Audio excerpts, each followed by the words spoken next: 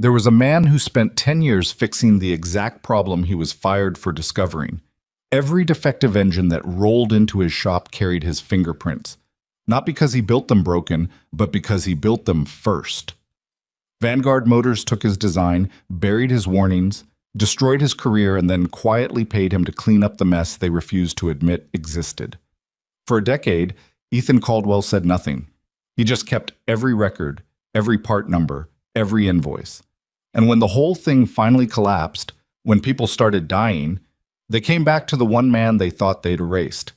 If you're new here, hit that subscribe button and turn on notifications.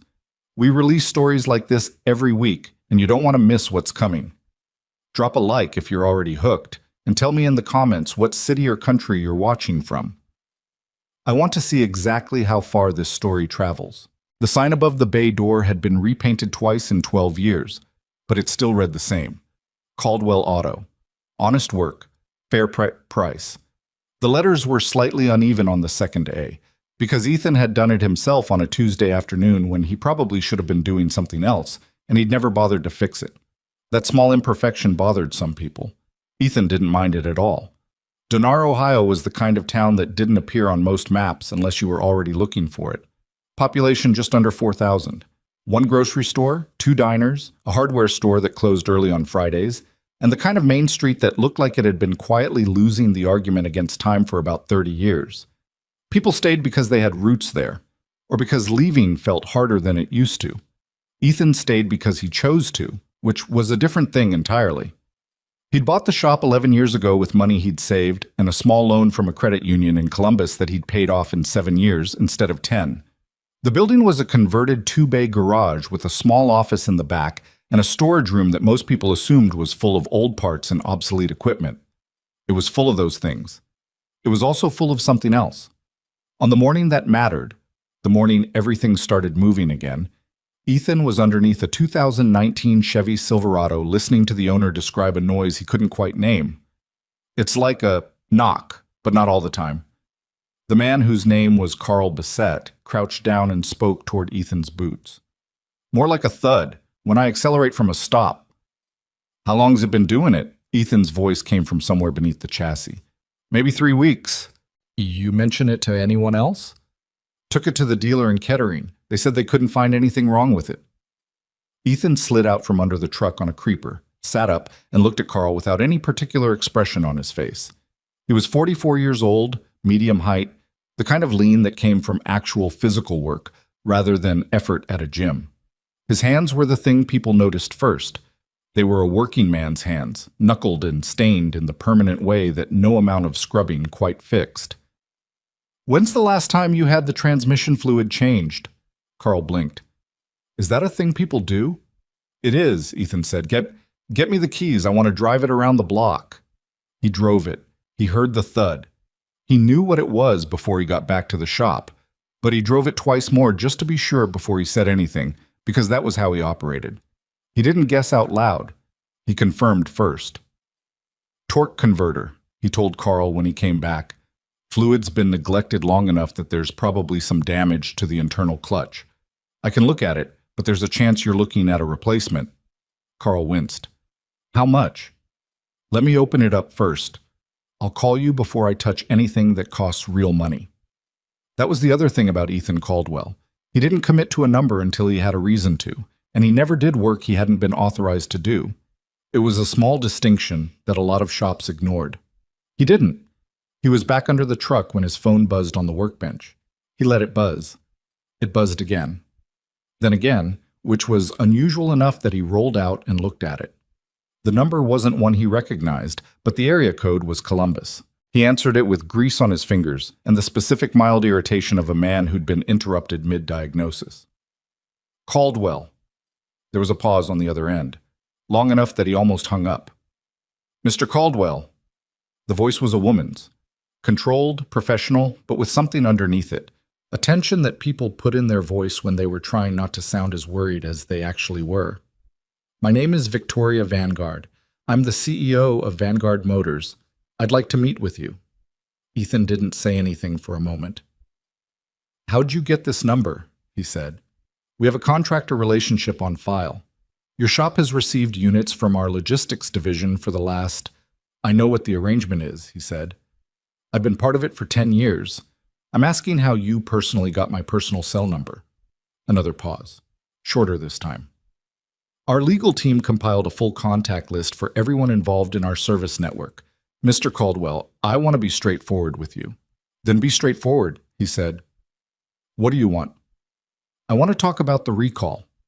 He set the phone against his leg for a second. Outside, a car pulled off Mercer Road into his lot and sat there running, someone deciding whether they were in the right place. Ethan watched it through the open bay door. After a moment, it pulled back out and drove away. He put the phone back to his ear.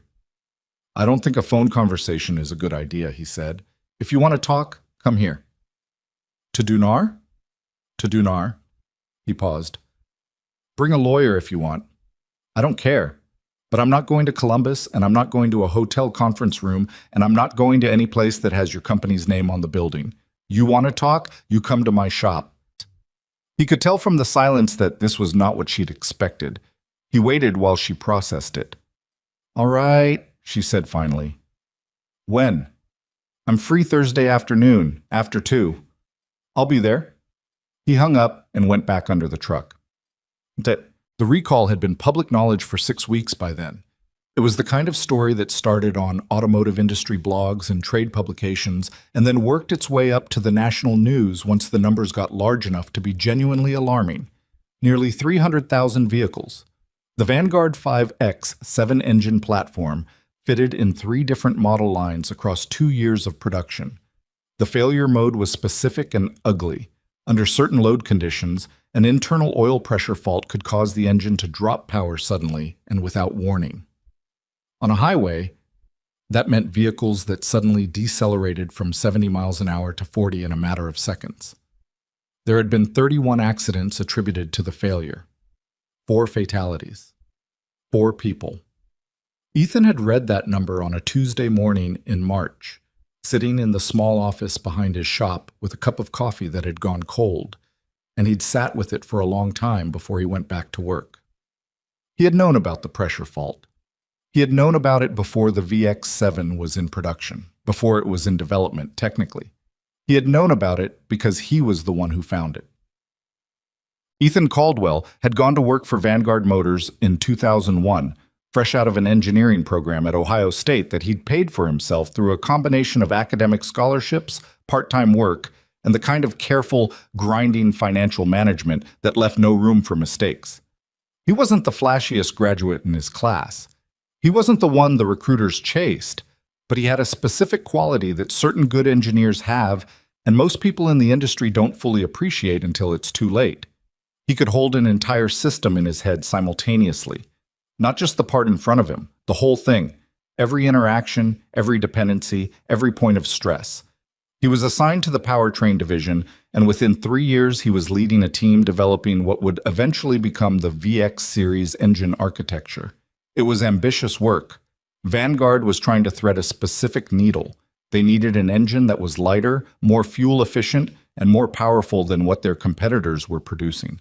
And they needed it on a timeline that the executive team had set without consulting the engineering division, because that was how things worked at companies like Vanguard Motors. Ethan built something that could have been exceptional.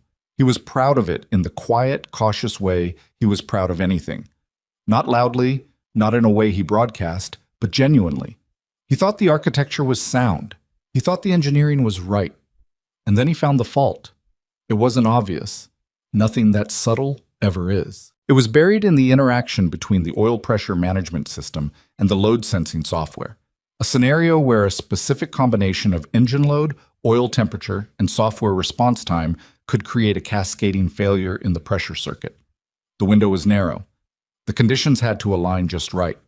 But they could align, and when they did, the engine would drop out. He caught it in simulation. He ran the simulation 40 times to make sure he wasn't wrong.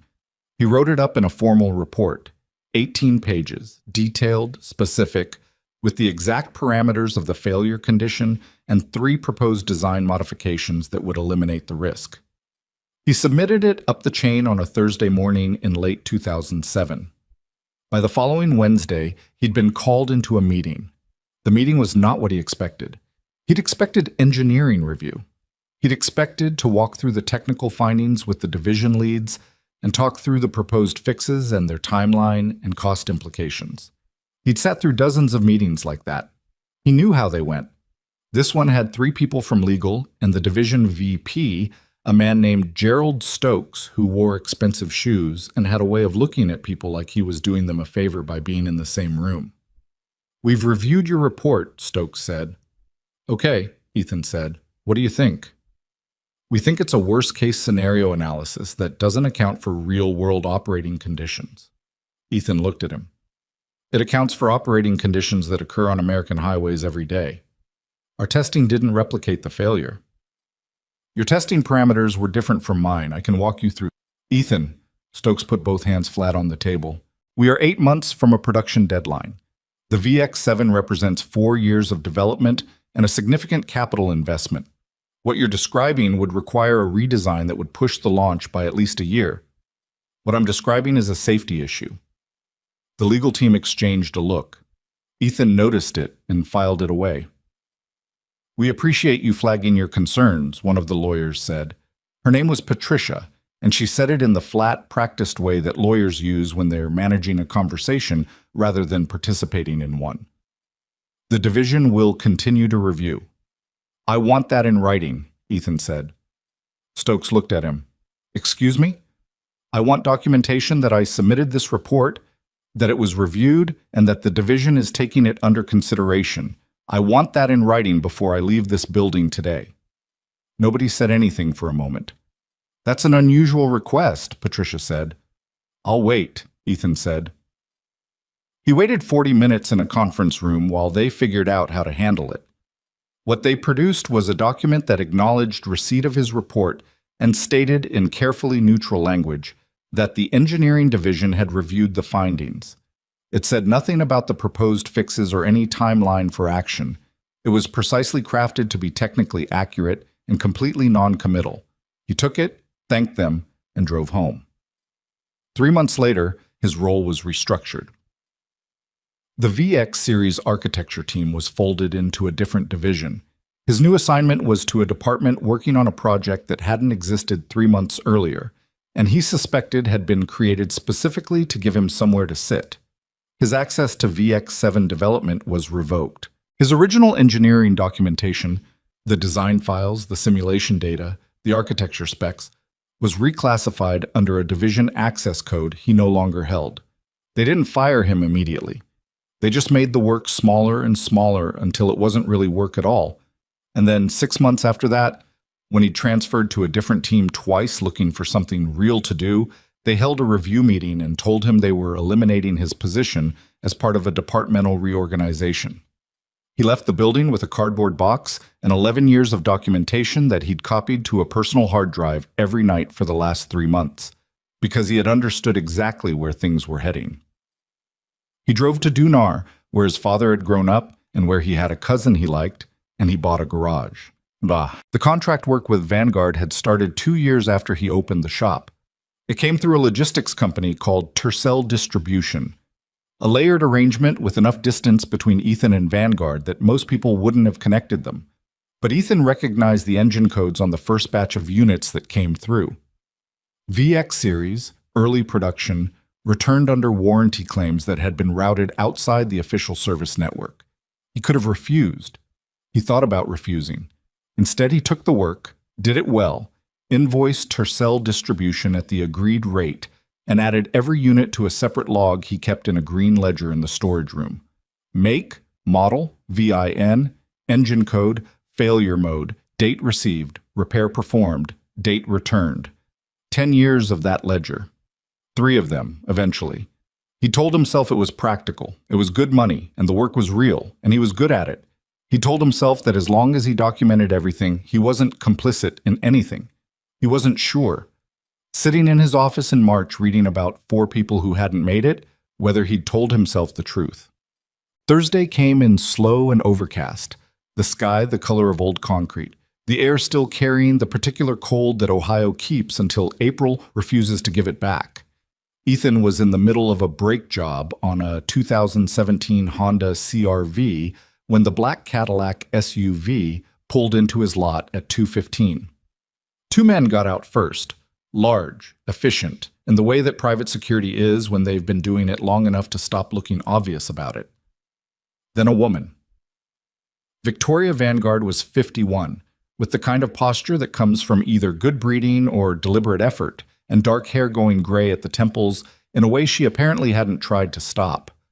She was dressed like someone who'd tried to dress down and not quite gotten there. Dark slacks, a simple jacket, flat shoes. She looked at the garage the way city people look at things that are older and more worn than they expected. Ethan wiped his hands on a shop rag and walked out to meet her. "Mr. Caldwell," she said. "You can call me Ethan." He didn't offer his hand because both of them were still grimy despite the rag. "You want to come inside? I've got a coffee maker that works." She glanced at her security detail. "I'll be fine," she said to them, and followed Ethan into the shop. He poured 2 cups of coffee in the back office, moved a parts catalog off the second chair so she could sit down, and handed her a mug that said Ohio State, Motor City Bowl 2011, and had a chip in the handle. She took it without comment. "You've been following the recall," she said. It wasn't a question. "Hard to miss," he said. "I've been CEO for 14 months. I came from the financial side. I was brought in to address some structural issues in the business." She held the mug in both hands without drinking from it. "When the recall came up, I started pulling files to understand what we were dealing with. I found a report." Ethan didn't say anything. An engineering report from 2007, author listed as E. Caldwell, Powertrain Division. She looked at him. 18 pages. It describes the exact failure mode that caused the recall. Exactly. The pressure fault, the load interaction, all of it. Written 16 years before those 4 people died. The word died landed in the room and sat there. "I've been advised by our legal team that I shouldn't be having this conversation without counsel present," Victoria said. "I came anyway, because I needed to ask you something in person." "Ask," Ethan said. "What did you do with everything else?" Ethan looked at her for a long moment. Then he stood up, walked to the storage room, and opened the door. She stood in the doorway and looked at it for a while without speaking.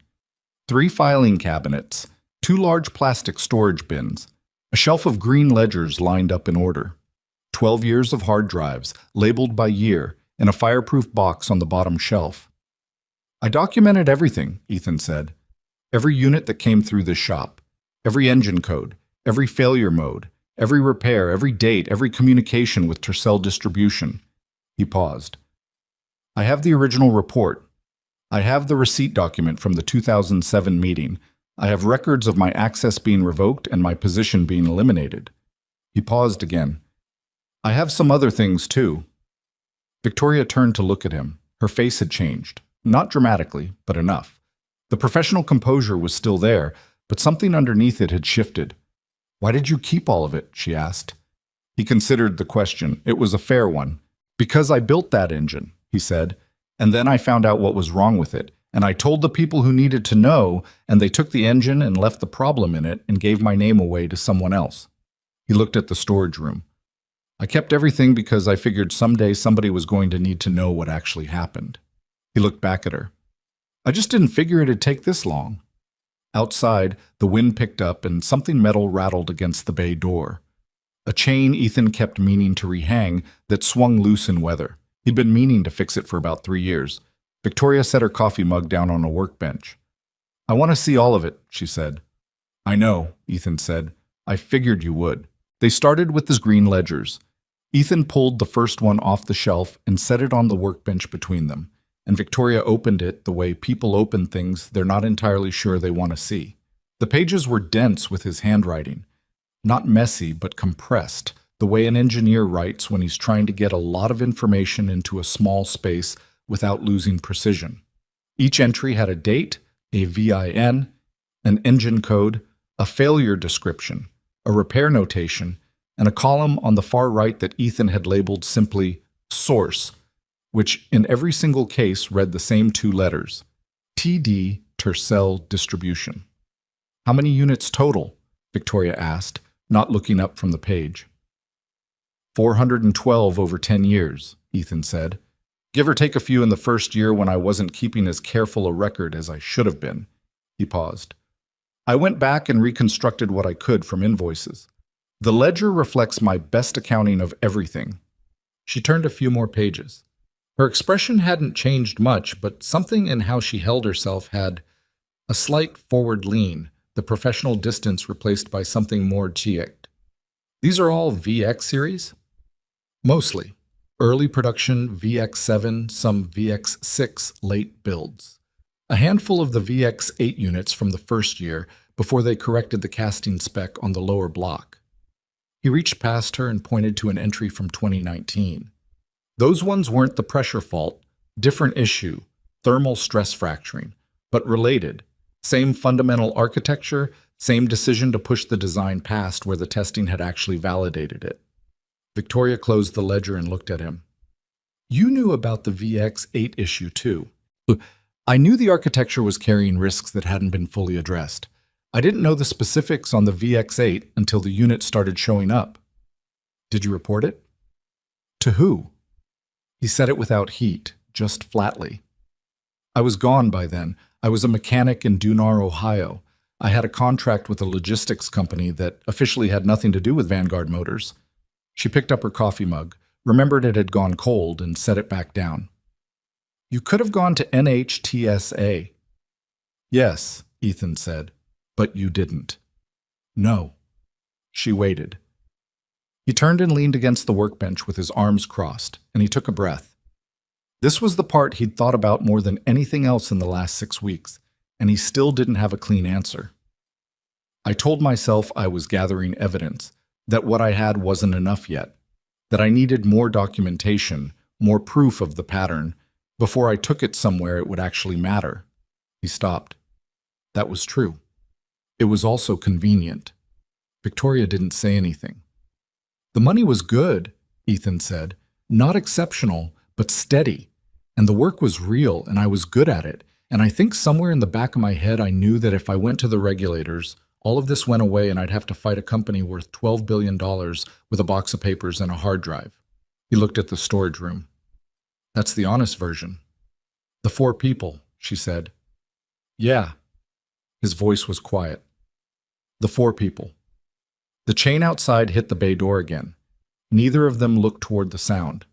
Victoria set both hands flat on the workbench, a gesture that reminded Ethan oddly of Gerald Stokes in that conference room in 2007, though everything else about her was different. I'm not here to assign blame to you, Mr. Caldwell. Ethan, I'm here because there are people in my company, people who were in my company long before I got there, who are about to argue that this recall is a product of random manufacturing variants and an unforeseen interaction in the software that nobody could have predicted. She looked at him steadily.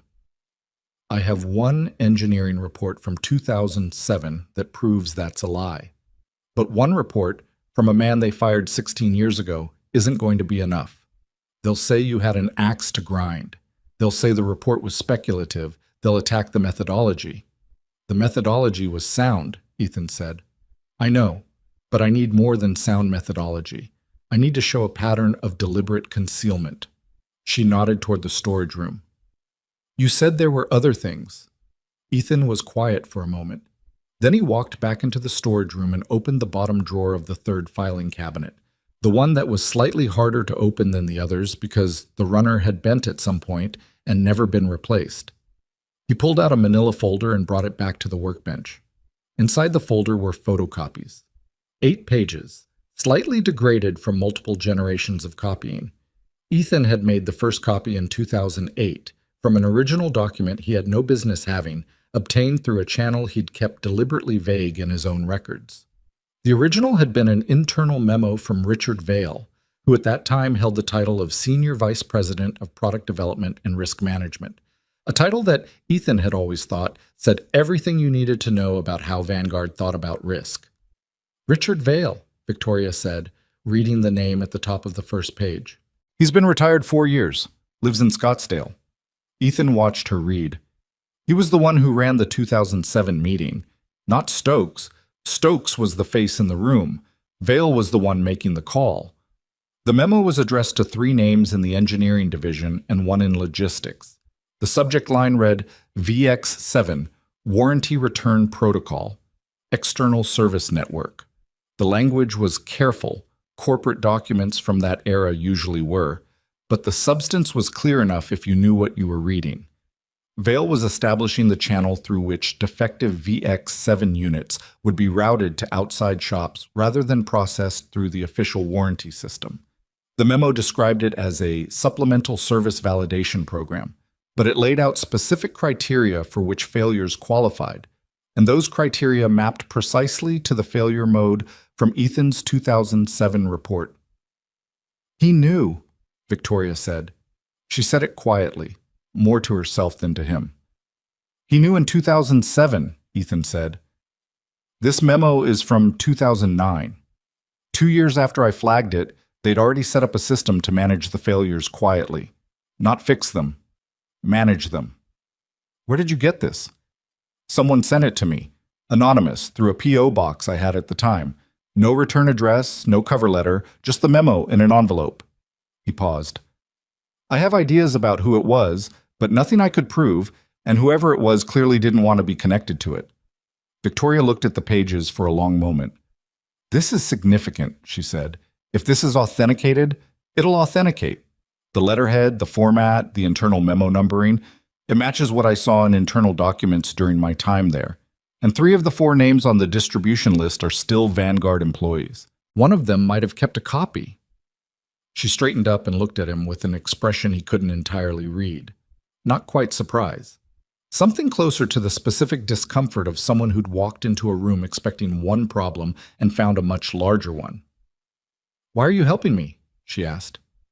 "I'm the CEO of the company that buried your work and took your career." Ethan considered the question. It was the second genuinely fair question she'd asked him today. "You're not the company yet," he said. "You came here, which is more than anyone else ever did.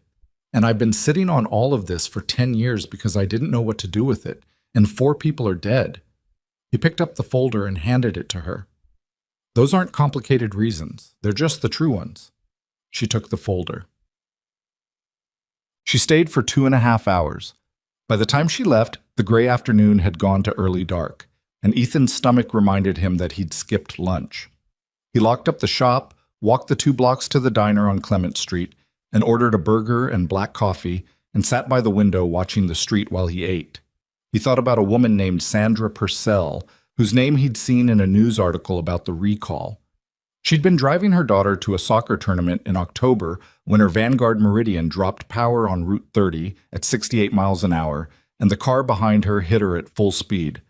Sandra had survived with injuries that the article described, with the particular discretion of journalism, as life-altering. Her daughter, who was 9 years old, had not survived. Ethan had read that article in February and then sat in his office for a while before going back to work. He didn't know what to do with that kind of information except carry it, and he'd been doing that since February, and it didn't get lighter. He ate the burger and drove home and slept badly, which was not new. Yet, the following week moved in increments. Victoria's office sent a secure email requesting specific documentation, particular VYNs from the ledger, particular dates, the hard drives from 2009 through 2014. Ethan made copies of everything before he sent anything, because that was simply how he operated, and he shipped the originals through a courier service the way the email specified. He expected silence for a while after that. What he got instead was a phone call on a Wednesday morning from a man named Dennis Archer. Dennis Archer was an attorney. He said this up front and then said he was calling on behalf of Richard Vail, and he said it in the smooth, unhurried manner of lawyers who have made calls like this many times and understand the specific power of patience in a conversation where the other person doesn't know what's coming. "Mr. Caldwell," Dennis said, "my client would like to open a line of communication with you regarding your recent discussions with Vanguard's current leadership." Ethan was in the office eating a granola bar. He put it down. "What kind of communication?" "My client believes there may have been some mischaracterization of historical decisions at the company that could be addressed through a more complete context." Is that the version where he explains how a memo with his name on it isn't actually a memo with his name on it? A pause, shorter than Victoria's pauses. My client has been in retirement for 4 years and has significant concerns about the reputational implications of documents being presented without context by parties who have a personal and financial interest in characterizing past events in a certain way. Tell your client, Ethan said, that he's welcome to come to my shop and talk to me directly. Same offer I made to the CEO. Mr. Caldwell, if he's got context that changes what that memo says, I'm interested in hearing it. I'm not interested in hearing it from you over the phone. Ethan picked the granola bar back up. Anything else? There was a long pause. We'll be in touch, Dennis Archer said, in a way that managed to be both a pleasantry and a warning. I'm sure you will, Ethan said, and hung up. He thought about it while he finished the granola bar.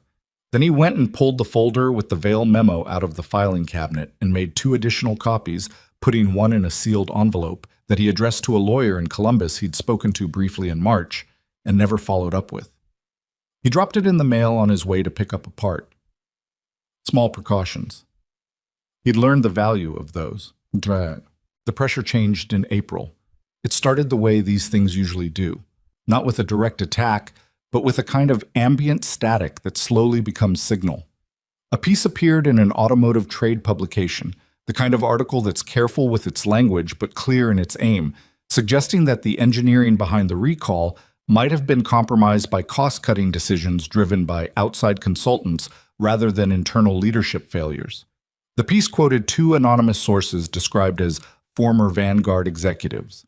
It also mentioned, in a paragraph near the end, that a private service operator in Ohio had received undisclosed payments from Vanguard-affiliated contractors for over a decade and might have had direct knowledge of the failure pattern without reporting it to regulators. It didn't name him. It didn't need to. Anyone who'd been following the recall story and looked at the geography would find Dunar and find Caldwell Auto within about 40 minutes. The calls started the day after the article ran. A few reporters, polite and professional, leaving messages he didn't return. One call from a man who identified himself as a stockholder and spent 4 minutes telling Ethan things about himself that weren't true.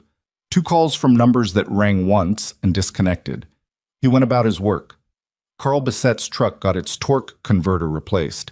It needed a full replacement, as Ethan had expected, and he charged Carl a fair price and spent an extra hour cleaning up some corrosion on the transmission housing that he threw in at no charge, because it bothered him to leave it. A woman named Patrice brought in a 2016 Kia with an oil leak that turned out to be a failed gasket and took a couple hours. A teenager from the high school asked if Ethan needed any help on weekends. He did, and had been meaning to hire someone part-time for 8 months, but he told the kid he'd think about it because he was mid-everything and didn't trust his own judgment about secondary decisions right now. What Ethan did not do was call his lawyer in Columbus, even though he probably should have. He told himself he'd do it next week, which was the same thing he'd told himself the week before, which was a pattern he recognized in himself and didn't love. He was under a Jeep Grand Cherokee on a Thursday afternoon, replacing a front axle shaft when the second Vanguard car came to his shop. This one was a company sedan, the kind of mid-grade black car that corporate fleets buy in bulk. The man who got out was Ethan's age, maybe a few years older, with silver hair and the particular fitness of someone who'd had money long enough to buy good habits. He was wearing a jacket that cost more than most of the tools in Ethan's shop. He stood in the lot and looked at the sign above the bay door with an expression that Ethan, watching from underneath the Jeep, identified as contempt that someone was trying to manage into something more neutral. Ethan slid out. "Help you?" he said. The man looked at him. "Mr. Caldwell, I'm Richard Vail." Ethan stood up and didn't offer his hand because of the grease, and also because he didn't particularly want to shake Richard Vail's hand. "You came to Dinar's," Ethan said. "I came to Dinar." Vail looked around the lot, the building, the sign with the uneven second A. "Nice shop." "It's a working shop. You want to come inside?" "I think outside is fine." Ethan leaned against the bay door and waited. Vail put his hands in his jacket pockets and looked at the ground for a moment in the studied way of someone constructing how they want to begin. "I want you to understand something," he said.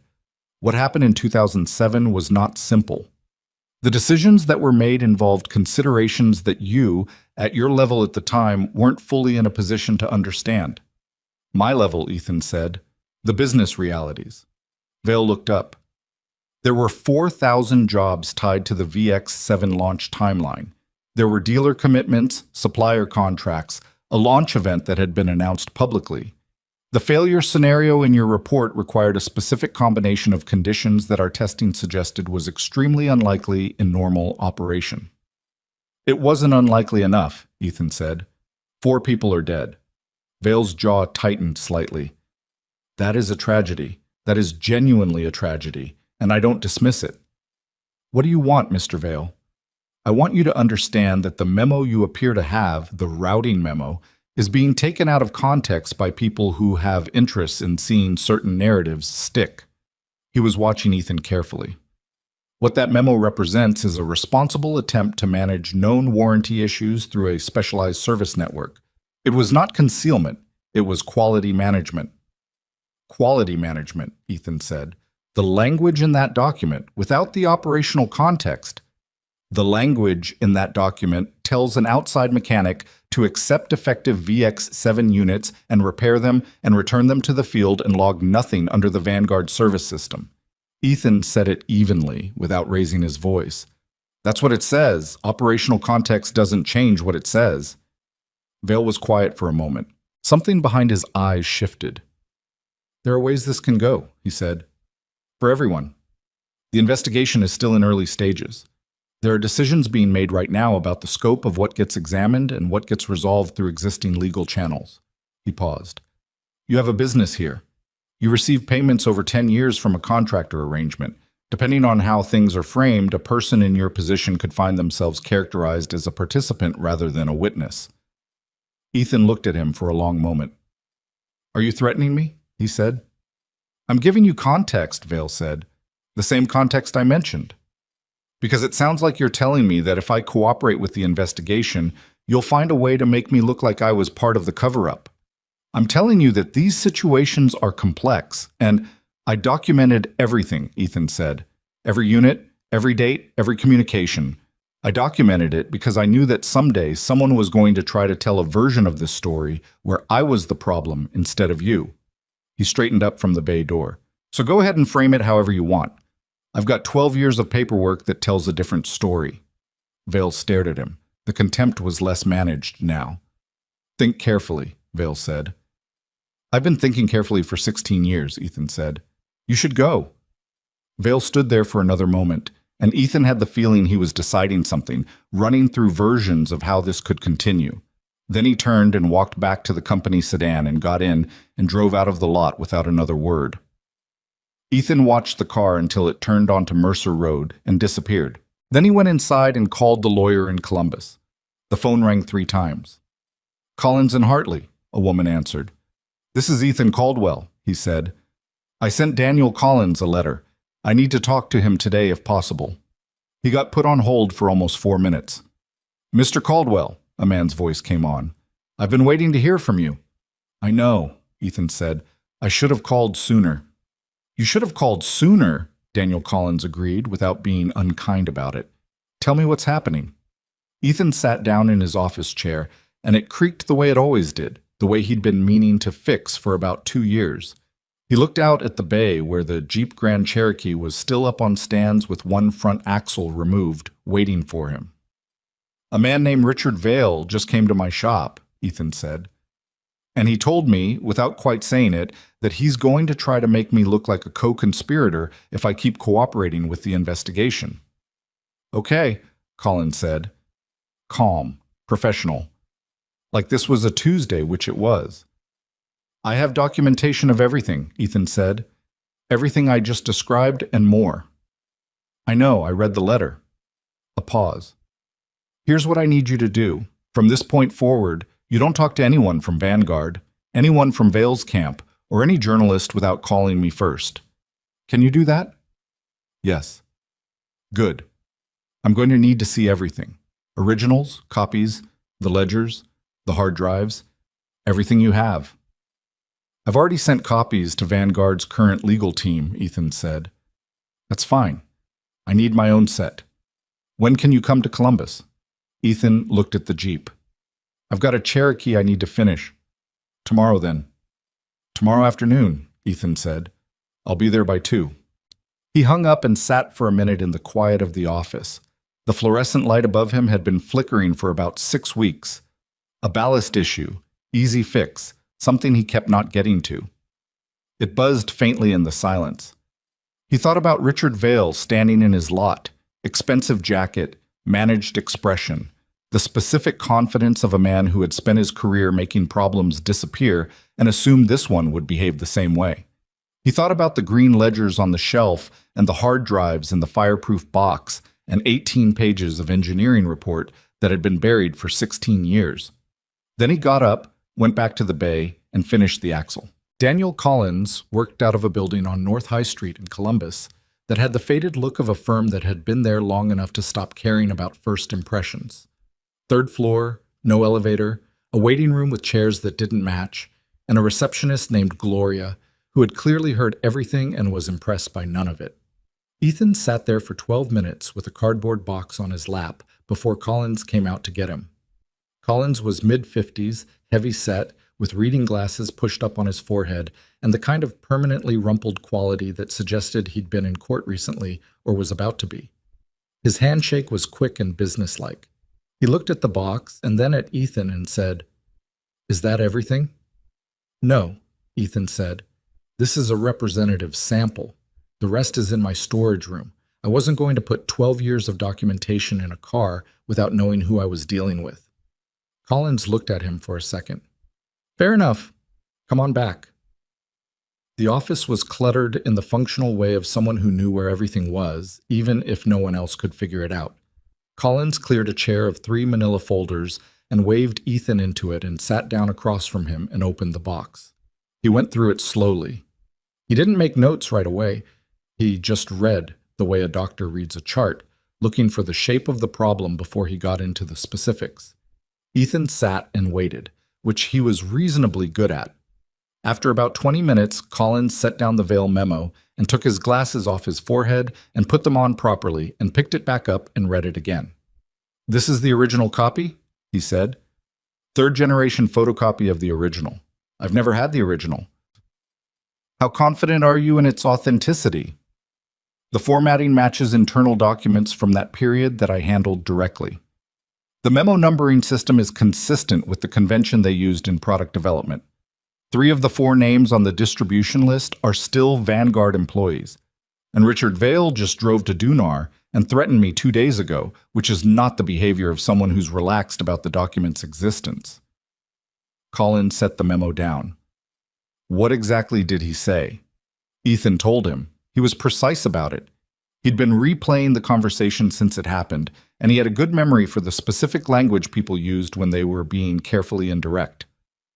Collins listened without interrupting. When Ethan finished, Collins said, "You understand he didn't technically threaten you." "I understand he was deliberate about that." "Right." Collins tapped the memo with one finger. "He's going to argue this was standard warranty routing, that the memo represents a normal business decision to use an external service network for quality management, not an attempt to conceal defects from regulators." That's what he said, more or less. His problem is that the criteria in this memo map exactly to the failure mode in your 2007 report, which means either he was routing units to external shops because of a specific known failure he'd declined to address, which is concealment, or it's a coincidence of extraordinary specificity. Collins looked at Ethan over his glasses. "Juries don't like that kind of coincidence." "Are we talking about a jury?" Ethan said. "Not yet. Maybe not ever.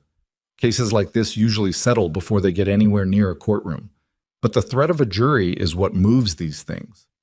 Collins leaned back. "Here's where you stand. You were a legitimate contractor. You received payment for legitimate repair work. You documented everything. The fact that you didn't report to NHTSA is a problem, but it's a problem for you, not a crime. You had no regulatory obligation to report as a private service operator, especially given the layered contractor arrangement that obscured the Vanguard connection." Victoria's legal team made the same point, Ethan said. Victoria's legal team is right. They're also managing a company with several $100 million in liability exposure and a board that's going to want to minimize that exposure in whatever direction is cheapest. Collins looked at him steadily. That means at some point their interests and your interests may not be identical. I want you to understand that before we go any further. Ethan nodded. He'd thought about this. What I need from you, Collins continued, is access to everything in that storage room. I need to be able to go through the complete record before anyone else talks to you officially. NHTSA, congressional staff, plaintiff attorneys. Because once those conversations start, you need to be protected. He paused. And you need to stop talking to anyone from Vanguard without me present. Vale's attorney called before Vale showed up in person, Ethan said. A man named Dennis Archer. Collins wrote the name down. Don't return that call if it comes again. Everything goes through me. He closed the box. I'm going to be honest with you about something else. There's probably money in this for you, either through a settlement or through a whistleblower mechanism if this goes the regulatory route. I'm not going to pretend that's not a factor. It's not why I'm here, Ethan said. I know it's not. But it's going to be part of how the other side characterizes your motivation.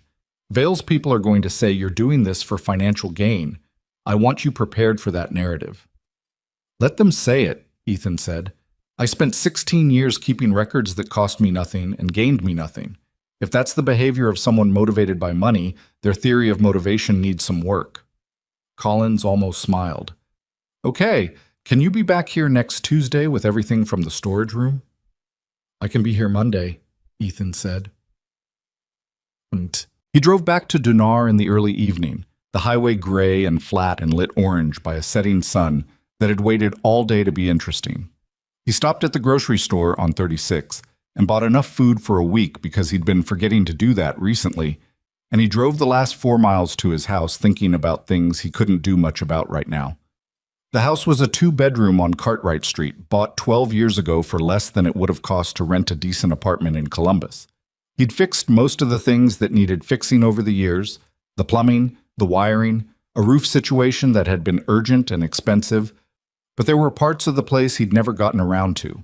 A back bedroom that was still just boxes and old equipment, a kitchen renovation he'd started once and abandoned halfway through when a major job came into the shop. The half-finished renovation had become so normal to him that he stopped seeing it, which was probably not a good sign about anything. He made a sandwich and sat at the kitchen table and didn't turn the TV on. The thing he kept returning to, the thing Collins had put words to that Ethan had been carrying without quite naming, was the question of what the 4 people got out of any of this. Sandra Purcell's daughter. The other 3, whose names and faces he'd looked up because he felt like he owed them at least that. A retired school teacher from Akron named Dennis Whaley. A 23-year-old named Corey Pratt, who'd just started a job in Pittsburgh and was driving home for Thanksgiving. A woman named Gloria Chen, who'd been a pharmacist for 30 years and was 18 months from retirement. 4 people with actual lives who'd driven cars with his architecture in them, carrying a fault he'd found and reported, and been punished for reporting. He didn't eat much of the sandwich. The second trade publication piece ran on a Friday, and this one was less careful about its language. The headline was, Dunar Mechanics' decade-long relationship with Vanguard contractor raises questions about recall timeline. The piece laid out the contract arrangement clearly enough. Ethan's shop, Tercel Distribution, the routing of VX series units over 10 years, and then applied the specific kind of framing that lets a reporter imply something without stating it, using phrases like raises questions and investigators are expected to examine, and the nature of the arrangement remains unclear. His name appeared 11 times in 9 paragraphs. His phone started in the morning and didn't stop. The teenager who'd asked about weekend work, his name was Marcus, Ethan remembered, Marcus Teal, showed up at the shop at noon and asked if he still needed help. Under most circumstances, Ethan would have put him off again. Instead, he said yes, showed him where the broom was, and spent 40 minutes explaining how he answered the phone and which calls got through and which ones didn't. What do I say if they ask if you're here? Marcus asked. Say Mr. Caldwell is with a customer and will return calls as his schedule allows. Are you ever going to return them? Some of them, Ethan said. Keep the list. The reporters he didn't return. The 2 calls from plaintiff attorneys he forwarded to Collins, who had apparently already been expecting them. One call was from a woman named Helen Marsh, who identified herself as an investigator with the National Highway Traffic Safety Administration, and that one Ethan returned within the hour. Helen Marsh had the voice of someone who'd been doing government work long enough to have lost the ability to sound surprised by anything. She was professional and unhurried and asked Ethan if he'd be willing to have a conversation with her team in the next week or two at his convenience, and Ethan told her he'd need to have his attorney present, and she said that was completely fine, and they settled on a date. When he hung up and told Collins, Collins said, "Good. That's actually good. NHTSA contact puts you in the witness category officially. Vail's people lose a lot of leverage the moment you're talking to a federal regulator." "He's still going to try to make the narrative stick," Ethan said. "That I was part of it." "He's going to try. But here's his problem, Teo. Your documentation is meticulous and it runs in one direction. Every entry in those ledgers, every invoice, every record tells the story of a man documenting a problem, not profiting from one. The only thing he can argue is that you should have acted sooner, and that's a moral critique, not a legal one." Collins paused. "It's still going to be uncomfortable." "I know," Ethan said. It was uncomfortable. The following week, a local TV crew from Dayton showed up at the shop unannounced.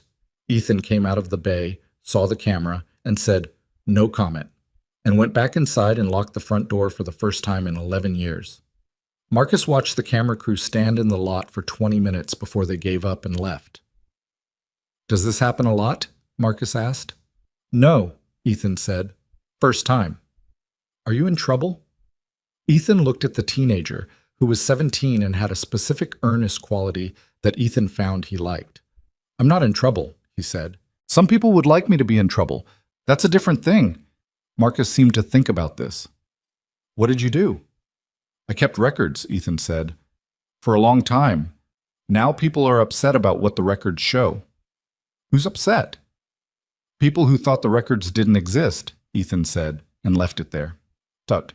The meeting where everything nearly came undone happened on a Thursday in the 3rd week of May, in a conference room on the 12th floor of a building in downtown Columbus that housed the law firm handling Vanguard's internal investigation. Ethan was there with Collins. Victoria was there with 3 attorneys, and a woman named Barbara Osei, who was the company's outside investigative counsel. There was a court reporter in the corner and coffee on a side table that nobody touched. The first 2 hours were orderly. Barbara Osei went through Ethan's documentation methodically: the ledgers, the hard drives, the engineering report, the 2007 meeting receipt document, asking precise questions that Ethan answered precisely, and Collins intervened twice when the questions drifted toward territory he wanted more specificity on before Ethan answered. It was the kind of meeting that felt productive in the way that meticulous, slow work feels productive, accumulating detail and verification in layers. Then a door opened and a man Ethan didn't recognize came in and handed Barbara Osei a piece of paper and left. Osei read the paper. Her expression didn't change much, but something did. "Mr. Caldwell," she said, "I need to ask you about something."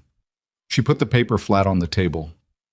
"Are you aware that Richard Vail has provided a sworn statement to his own legal team alleging that you contacted him directly in 2014 and offered to suppress your documentation in exchange for payment?"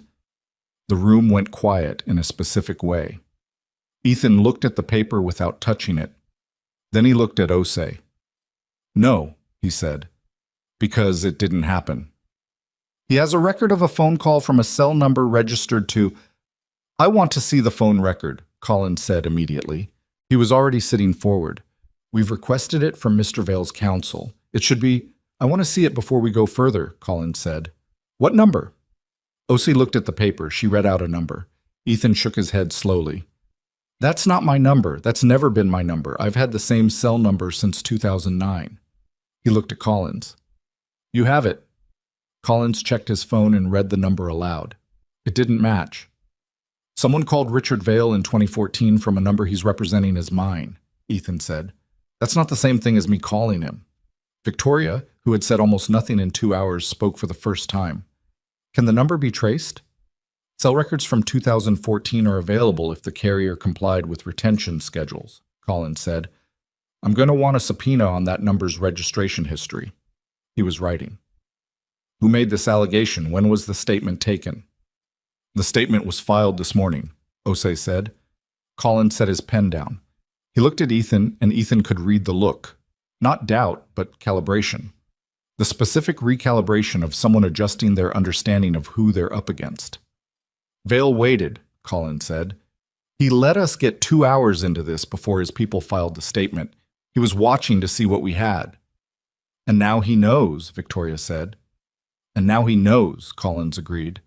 He looked at Osei.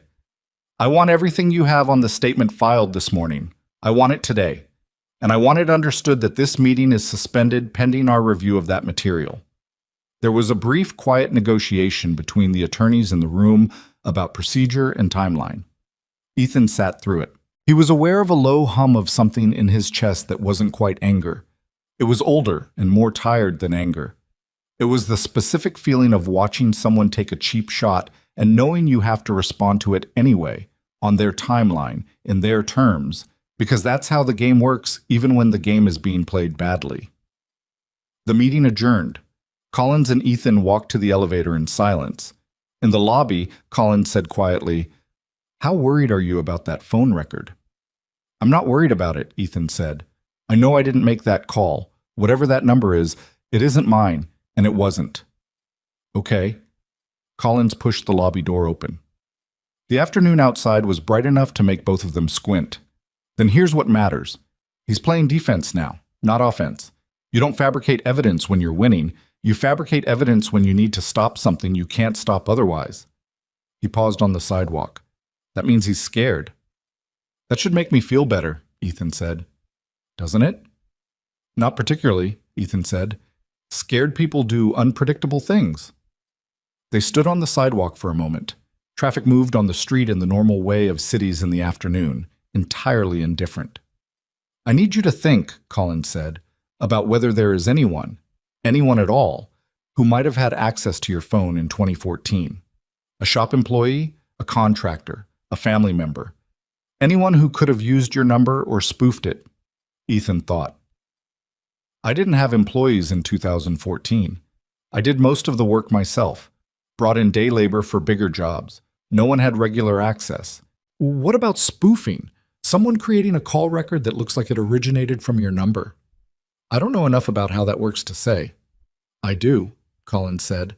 And if Vale's people generated a spoofed record, finding that is going to take some technical work, expensive work. He looked at Ethan.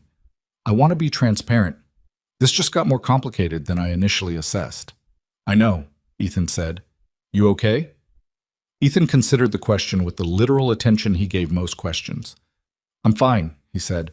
I've been doing this for 16 years. I can keep doing it. He didn't say the rest of it.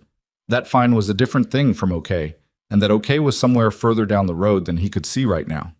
He kept that part. He drove back to Dunar. Marcus had closed up the shop, which he'd only been shown how to do once and had apparently figured out correctly. The bay was clean, the tools were where they were supposed to be, and there was a note on the workbench that said 3 people had called about appointments and 1 person had called and not left a message. Ethan read the note. He put it in the office on the pile of other things he needed to deal with. He sat in his chair, and the light above him buzzed its familiar flicker, and he looked at the storage room with the door closed. The thing about documentation, the thing he'd always understood and never quite articulated, was that it didn't protect you from the fight. It just gave you something real to fight with. You still had to show up, and the other side still got their shots, and there were still going to be days when the whole weight of it sat on your chest like something you couldn't see. This was one of those days. He didn't leave the office right away. He sat in the flickering light for a while and thought about Dennis Whaley and Corey Pratt and Gloria Chen and a 9-year-old girl who was going to a soccer tournament, and he let that sit with him the way he always let it sit with him, without trying to do anything useful with it, because sometimes a thing just needed to be carried. Then he got up, turned off the light, The buzzing stopped and drove home. He ate something he didn't pay attention to and went to bed at 9:30, which was early for him, and lay in the dark with the particular alertness of someone whose brain has decided sleep is a negotiation rather than a destination. At some point after midnight, his phone lit up on the nightstand. He looked at it. A text from Collins. "Call me when you're up. Found something in the 2014 phone records. Think it's good news. Don't get ahead of it yet." Ethan set the phone face down and stared at the ceiling. He didn't sleep much after that, but it was a different kind of awake than before. Less weight, more something else. The kind of alertness that comes when a thing you've been carrying for a long time starts to feel like it might be putting itself down. He watched the dark for a while, listening to the house settle around him the way old houses do, ticking and shifting in the quiet. Outside on Cartwright Street, a dog barked once and then stopped. Morning was several hours away. He waited for it. Collins called at 7:15 before Ethan had finished his first cup of coffee. "The number Vale's team submitted," Collins said, no preamble. "The one they claimed was yours. We pulled the carrier registration history." Ethan set his mug down. "And?" "It was a prepaid phone, purchased at a convenience store in Westerville, Ohio in August 2014. Cash transaction, no ID on file. The phone made 11 calls over a 3-week period and was never activated again." Collins paused. "One of those calls went to a number registered to Richard Vale's personal cell account." Ethan was quiet for a moment. "Someone bought a burner phone and called Vale, and Vale is representing it as me. That's what the record suggests. Now, to be precise, we can't prove Vale knew the call wasn't from you. His lawyers will argue he received a call. The caller identified themselves as Ethan Caldwell, and he had no reason to question it. But the call lasted 4 minutes and 30 seconds, Collins said, and in his sworn statement, Vale described a detailed negotiation about the terms of suppressing your documentation. A negotiation that specific does not happen in 4 minutes and 30 seconds. The timeline doesn't work." Ethan sat with that. Outside, Cartwright Street was starting its morning. A car going past, someone's trash bins rolling on the concrete. "He embellished," Ethan said, "significantly. And now we have a sworn statement that contradicts the phone record he himself submitted." Collins' voice had the controlled quality of someone keeping satisfaction at a professional distance. "I've already prepared a motion to strike the statement, and I'm requesting sanctions for submitting fabricated evidence in a federal investigation. Dennis Archer is going to have a very bad week. What does this do to Vale's position overall? It damages him, badly. A man who fabricates evidence to protect himself from an investigation is not a man who looks innocent of the underlying conduct. Juries understand that instinctively, and so do federal investigators, and so does the press." Collins paused. "There's something else. Barbara Osei's team found a second document overnight. One of the 3 Vanguard employees on Vale's 2009 distribution list, a man named Thomas Greer, been with the company 31 years. He kept a copy of the routing memo in his personal files, his original, not a photocopy." Ethan closed his eyes for a second. "Thomas Greer kept it," he said. 31 years, Collins said. "Apparently he's been sitting on it since 2009 waiting for exactly this. He came forward voluntarily when Osei's team contacted him last week. He's prepared to testify that he received the memo, understood it as an instruction to route known defective units outside the official warranty system, and raised concerns internally that were dismissed." A pause. "He also has email records from 2009 in which he specifically asked Vale whether the routing protocol needed to be disclosed to regulators. Vale's written response told him it did not." The kitchen was very quiet. "That's the thing," Ethan said, almost to himself. "That's the thing," Collins agreed. Vale in writing, telling an employee that a protocol designed to manage known defective engines did not need to be disclosed to federal safety regulators. That is not a gray area. He let that sit for a moment. "The investigation is moving to a formal phase. NHTSA is escalating to the Department of Justice. I got a call this morning from a federal prosecutor named Anita Reyes who wants to talk to you next week." "Okay," Ethan said. "I'll be there. You don't say a word without me in the room." "I know." Ethan picked his coffee back up. It had gone lukewarm. "Daniel, what happens to Vale?" Collins was quiet for a moment, the particular quiet of a lawyer choosing how honest to be.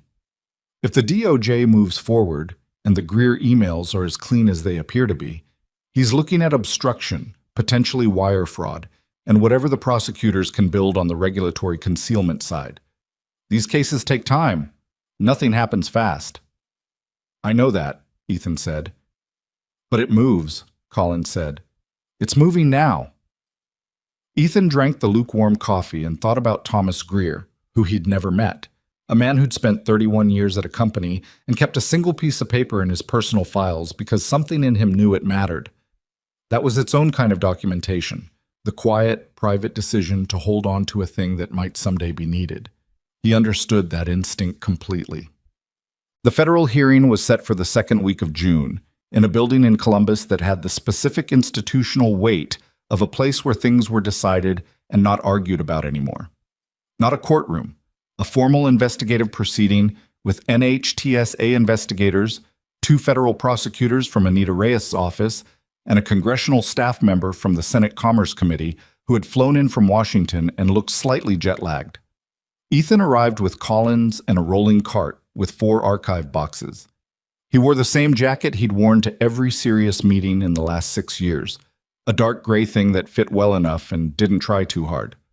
Collins had suggested he buy something new. Ethan had said he'd think about it and then hadn't. The room was a long conference table, government issue, with too many chairs and not enough natural light. Anita Reyes was 43, compact, with close-cropped hair and the economical manner of someone who had learned to say exactly what was necessary and nothing more.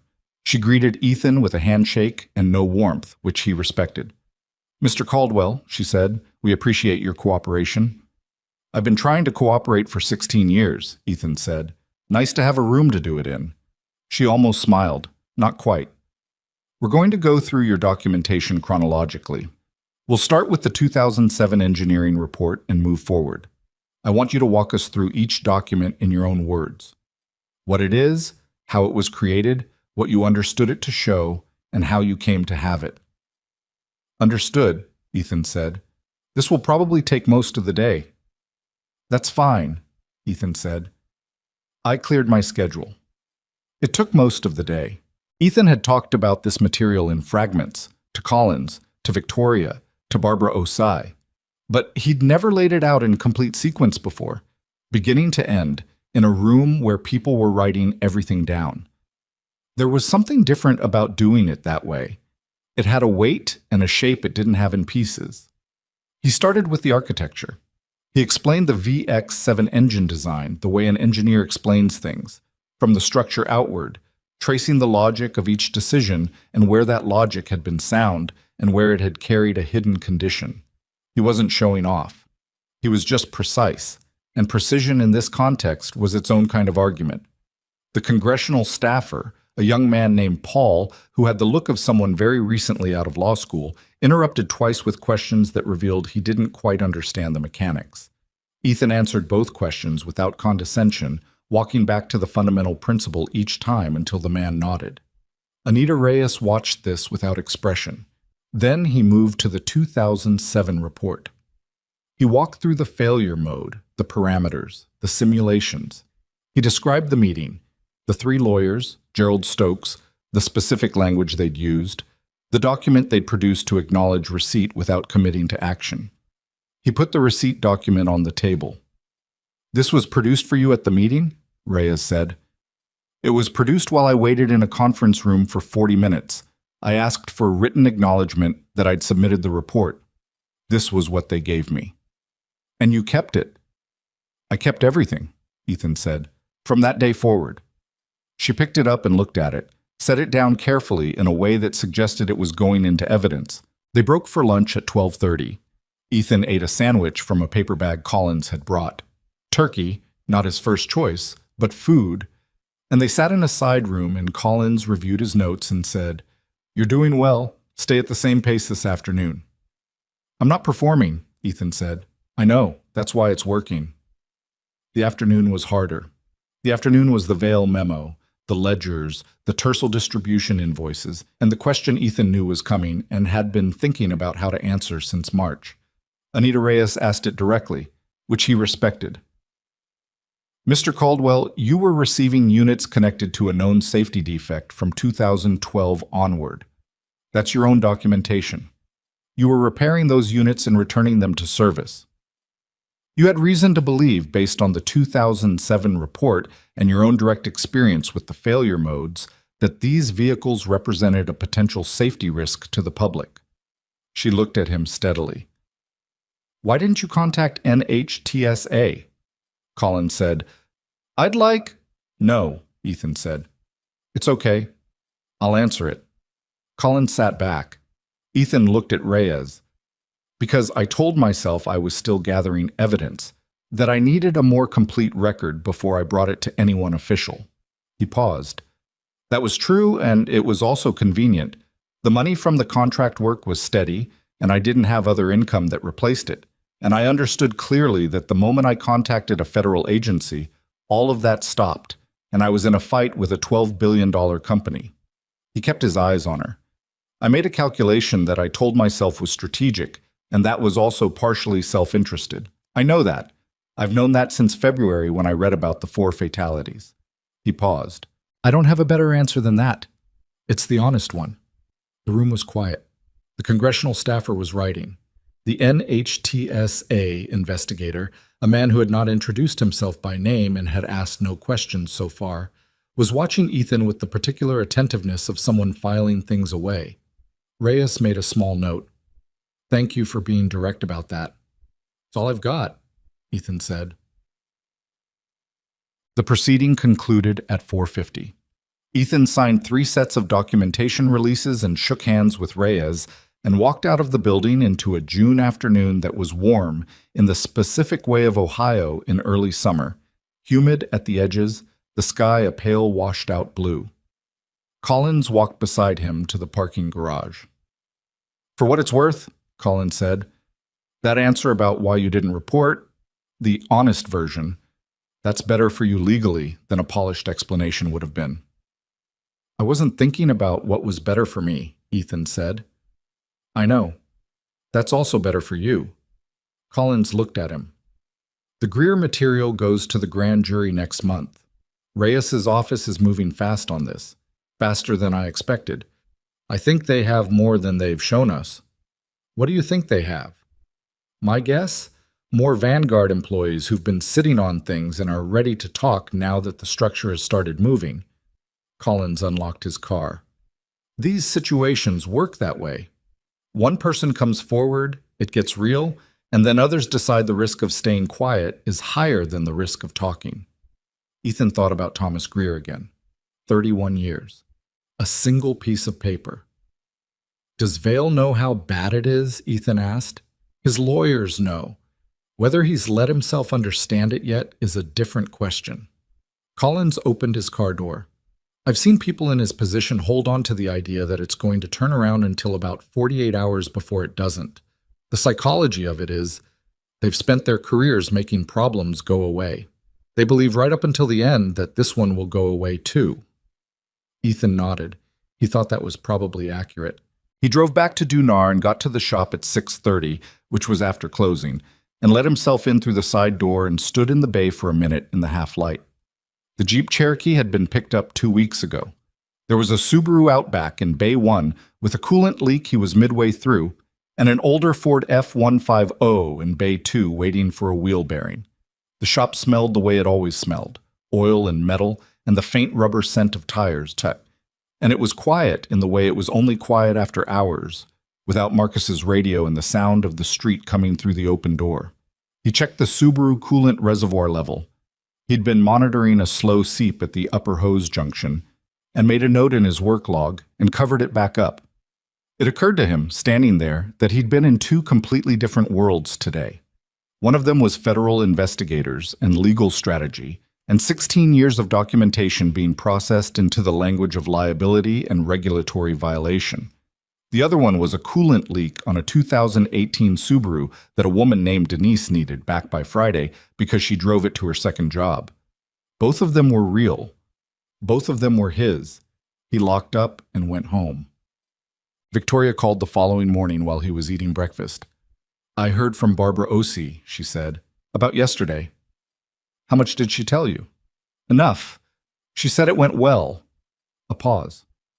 "She also told me about Thomas Greer." "Greer," Ethan said. "Do you know him?" "I've met him twice since I came in as CEO. He works in logistics coordination. Quiet man. 31 years. Victoria paused. When Osei told me he'd kept the original memo, I didn't know what to do with that information for about an hour. "What did you do with it after the hour?" "I called him," she said.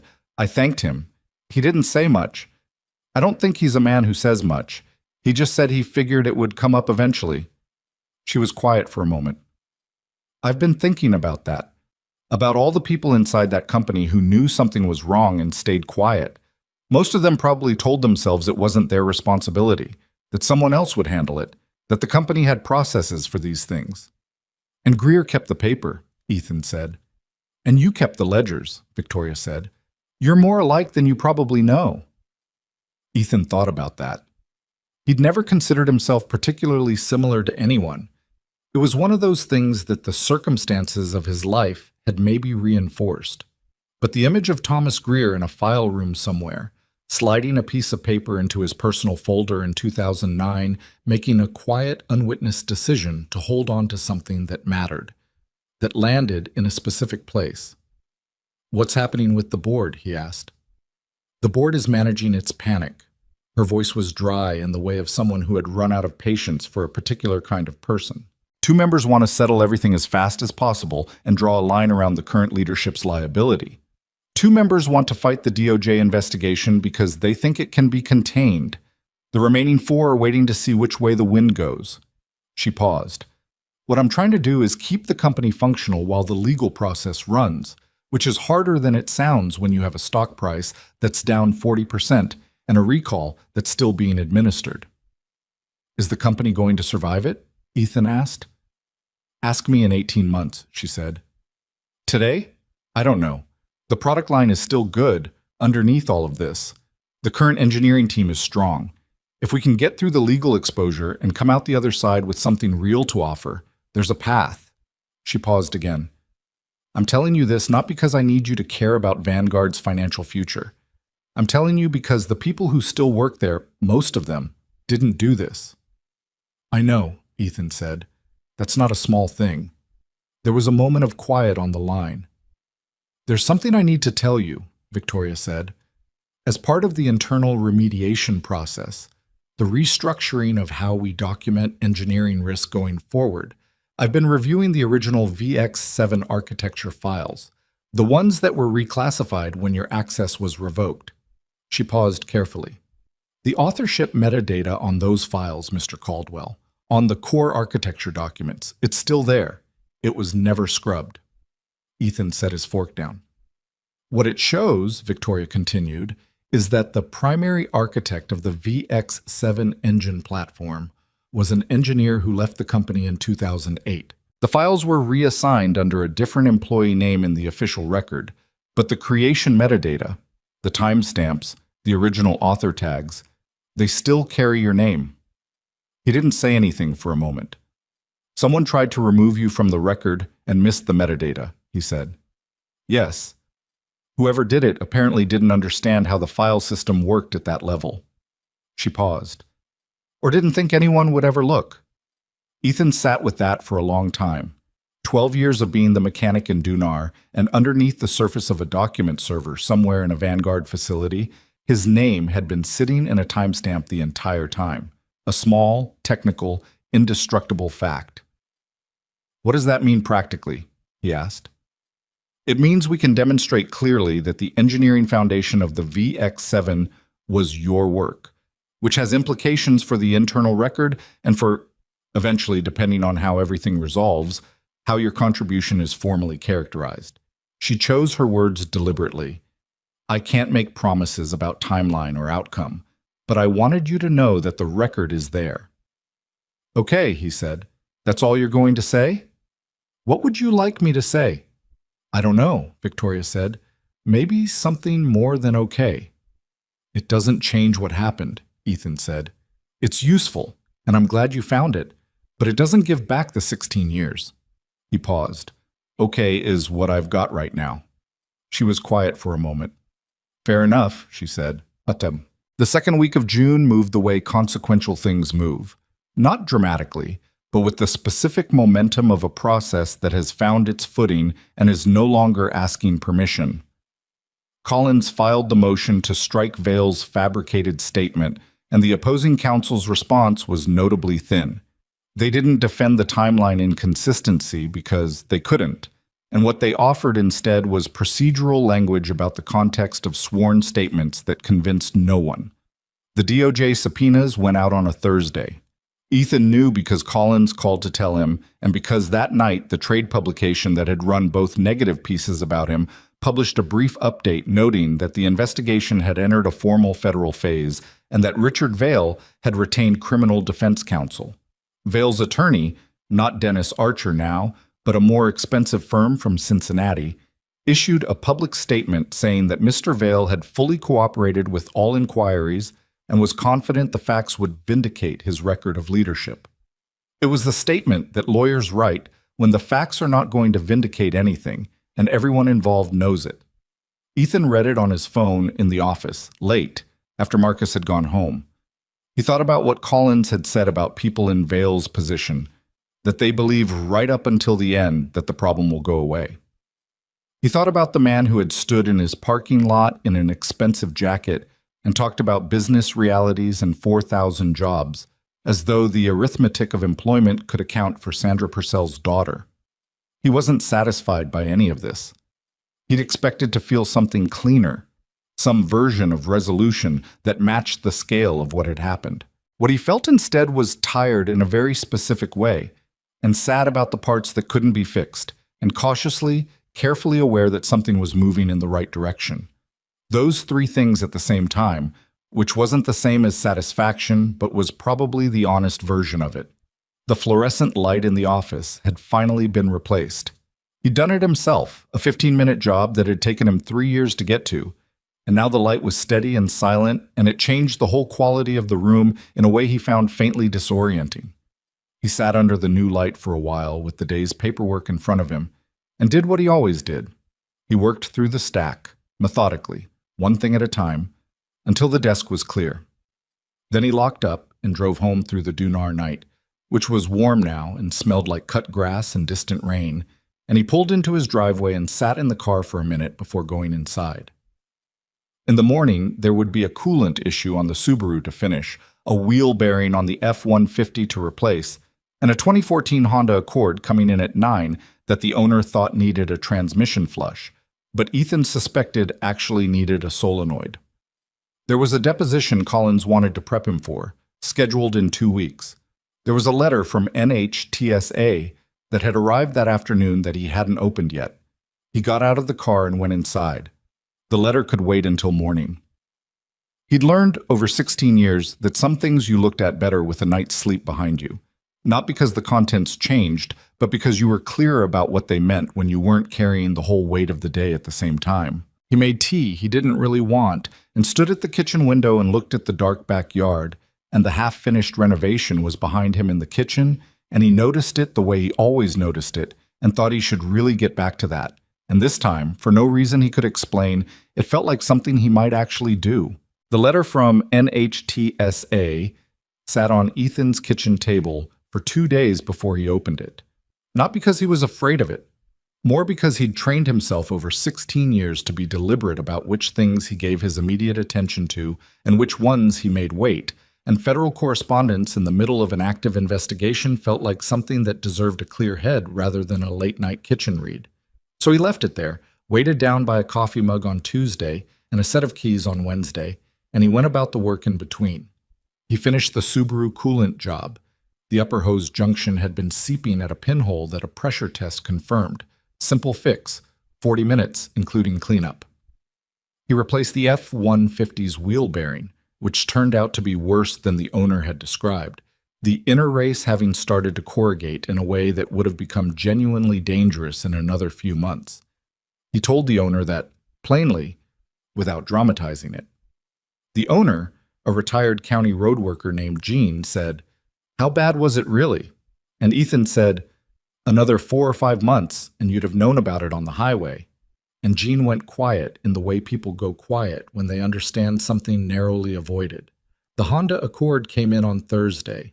It was the solenoid, as Ethan had suspected. He replaced it, drove the car around the block twice, charged the owner a fair price, and sent her off. Marcus had started showing up 20 minutes early every day, which Ethan had noticed and not commented on. The kid worked clean and asked good questions, and he'd stop checking his phone every 10 minutes, which was the real sign that someone was settling in. Ethan paid him in cash at the end of each week and had started teaching him how to read a diagnostic report rather than just run the tool, because running the tool was easy and reading what it actually meant was the part that took years. "You went to school for engineering?" Marcus asked on Thursday afternoon, watching Ethan annotate a printout with a pencil. "Ohio State," Ethan said. "Mechanical engineering. And now you fix cars." Ethan looked up. "I've always fixed things." The engineering was a longer version of the same thing. He went back to the printout. "What do you want to do?" Marcus shrugged in the way of 17-year-olds who haven't let themselves want things too specifically yet because it feels like a liability. "I don't know. Maybe something with cars, maybe not." "Either's fine," Ethan said. "Just get good at something real. Something where you can look at the work when it's done and know whether it's right or wrong. Those skills hold up." He paused. "Stay away from anything where the only measure of success is what other people think of you." Marcus didn't say anything, but he was listening in the way young people listen when something lands, even if they're not ready to acknowledge it yet. Ethan set the printout down. "Go clean the air filter on the Chevy in Bay 2. I'll show you how to check it properly." He opened the NHTSA letter on Thursday evening. It was formal and precise in the way federal documents are, and it required 2 readings to extract the actual substance from the procedural language. What it said, in plain terms, was that the investigation into Vanguard Motors' handling of the VX7 platform had been formally expanded to include a review of the company's internal engineering documentation processes, and that Ethan's cooperation and documentation had been designated as central to the regulatory record. It also said, in language so careful it almost obscured the point, that his early identification of the failure mode and formal internal report had been recognized in the investigative record, and that the agency was grateful for his contribution to public safety. Grateful for his contribution to public safety. He read that sentence 3 times. He wasn't sure what he expected to feel when the official version of things finally acknowledged what he'd done 16 years ago. Something more, maybe. Or something different.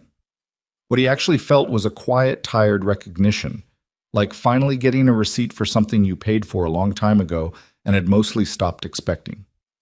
He put the letter on the kitchen table and made dinner and ate it while the evening came through the window, and he thought about the gap between what official language says and what the actual human experience of a thing is, and how those two things almost never fully connect. The letter said contribution to public safety. What it meant was 4 years of work, 1 honest report, a meeting with 3 lawyers, 11 years of rebuilding from the bottom up, a storage room full of green ledgers, and a long time being the only person who knew the whole story. You couldn't fit that in a federal document. You weren't supposed to. That wasn't what federal documents were for. He did the dishes and went to bed at a reasonable hour and slept better than he had in months. The grand jury proceedings ran through July and into August. Ethan testified once, in early July, in a room with 12 people who looked at him with the varying levels of attention that juries bring to things, some of them closely focused. One older woman in the back row who seemed to be weighing each word before she let it settle. 2 people who he could tell were tracking the overall shape of the story rather than the individual pieces. He answered every question the same way he always answered questions. Directly, with precision, without editorializing, going back to the fundamental principle when something needed clarification. Afterward, in the hallway, Anita Reyes said to Collins, "Your client gives consistent testimony." "He's a consistent person," Collins said. Reyes looked at Ethan. "That's rarer than it should be." Ethan shook her hand and went home and replaced the chain above the bay door that had been swinging loose in weather since approximately 2021. It took 20 minutes. He'd been meaning to do it for 3 years. The indictment came down in August. Richard Vale was charged on 4 counts: obstruction of a federal safety investigation, wire fraud, conspiracy to suppress material safety information, and filing a fraudulent statement in a federal proceeding, the last count stemming directly from the fabricated phone record. Dennis Archer, Vale's original attorney, was separately referred to the state bar for professional conduct review. The Cincinnati firm that had replaced Archer entered a not guilty plea on Vale's behalf and immediately began the public legal strategy of making the proceeding as long and expensive as possible, which was the strategy available to them.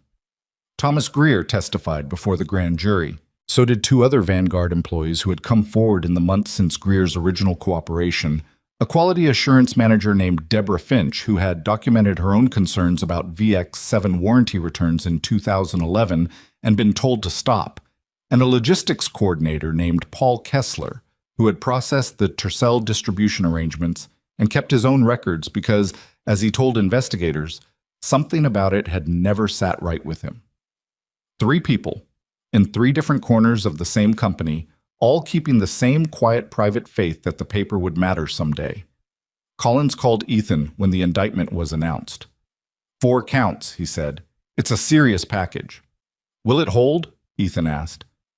The Greer emails alone are going to be very hard to defend. Adding the fabricated phone record on top of that. He's in real trouble. Collins paused. I want to be honest with you.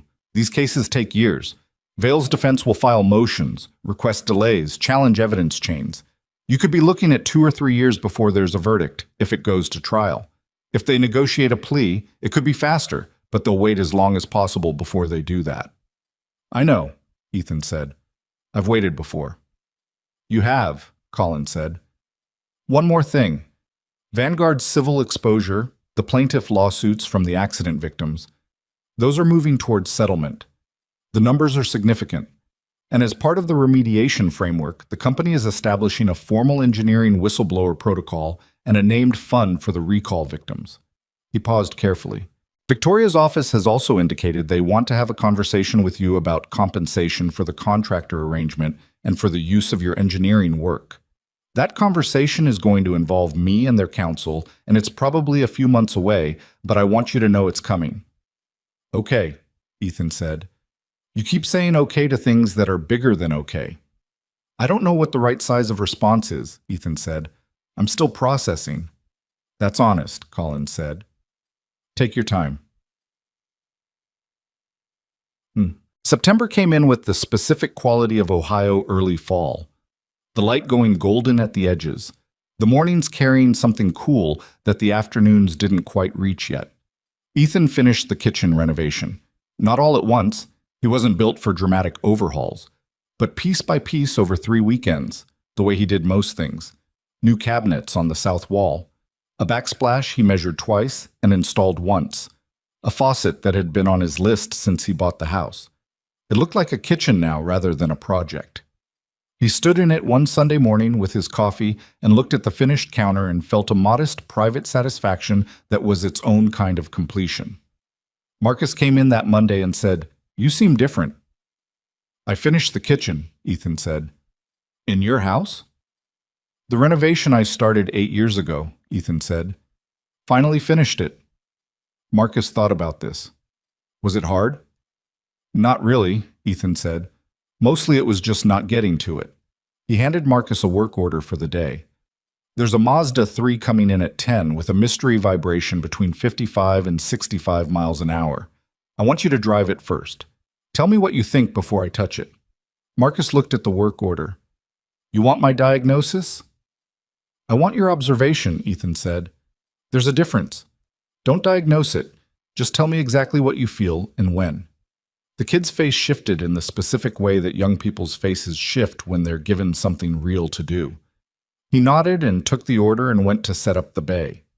Ethan watched him for a moment, then turned back to his own work. Chassa. Victoria came to Dunar in October, on a Tuesday, unannounced in the sense that she hadn't called ahead, but also not entirely unexpected. She'd mentioned in an email 2 weeks earlier that she'd like to talk in person before the end of fall, and Ethan had understood that as a commitment even without a date attached. She arrived in a regular car this time. No security detail, or at least none that was visible. She was in jeans and a jacket that was more functional than the last one, and she stood in the lot and looked at the shop with an expression different from the first time. Less assessment, more familiarity. Ethan came out of Bay 1. He'd been in the middle of an oil change, and he had grease on his hands again, same as always. "No lawyers today?" he asked. "No lawyers," she said. "Is that all right?" "Coffee's on," he said. They sat in the office the same way they'd sat 8 months ago, except the room felt different, not smaller or larger, just occupied differently, the way rooms change when the people in them know each other better. Victoria held her coffee mug, a different mug this time, one that said Caldwell Auto, honest work, fair price. In the same slightly uneven lettering as the sign, a set Ethan had ordered once as a shop promotion and never done anything with. "The settlement framework is finalized," she said. "The civil cases. 37 plaintiffs, including the families of the 4 fatalities. The number is substantial. It's not enough. Those families will tell you that, and they're right. But it's what the legal process produces, and it's being paid." She held the mug with both hands. "The Purcell family is part of it. Sandra Purcell and her husband." Ethan nodded. "I met with them last month," Victoria said. "In person. I went to their house." She paused. "I didn't know what I was going to say. I'd prepared things, and none of them felt right when I was actually standing at their door." She looked at the mug. "Sandra Purcell told me she didn't want an apology. She said," she was very direct about it, "she said apologies were for people who made mistakes. What happened to her daughter wasn't a mistake. Someone decided her daughter's life was an acceptable risk, and she wanted me to understand that distinction." The office was quiet. "She's right," Ethan said. "I know she is." Victoria set the mug down. "I've been thinking about that distinction for 2 months. The difference between a mistake and a decision. Your 2007 report, what happened to it wasn't a mistake. Someone looked at it and decided the inconvenience of fixing the problem was worth more than whatever risk they were transferring to people who didn't know they were carrying it." "Richard Vail," Ethan said. "Vail, and the people around him who let it happen, and a culture inside that company that made it easier to suppress a problem than to solve it." She looked at him. "I'm not trying to diffuse the responsibility. He made the call, but he made it in a building full of people, and most of them let it stand." "People like Greer and Finch and Kessler didn't," Ethan said. "No, they kept the paper." She paused. "Like you." There was a moment of quiet that wasn't uncomfortable, the specific quiet of 2 people who have been through something difficult together and don't need to fill the space around it. "I have something for you," Victoria said. She reached into her jacket and produced an envelope and put it on the workbench. "This is formal. It's been reviewed by both our legal teams and it's clean. But I wanted to bring it myself rather than send it through counsel." Ethan looked at the envelope without picking it up. "What is it?" "2 things. First, a formal restoration of authorship credit for the VX7 engine architecture. The company's official engineering record has been amended to reflect your role as primary architect of the platform. That's in the personnel system, the patent record, and the company's published technical history." She paused. "Second, a settlement offer for the contractor arrangement and the use of your intellectual property over the period of the recall. The number is in the envelope." Ethan picked up the envelope.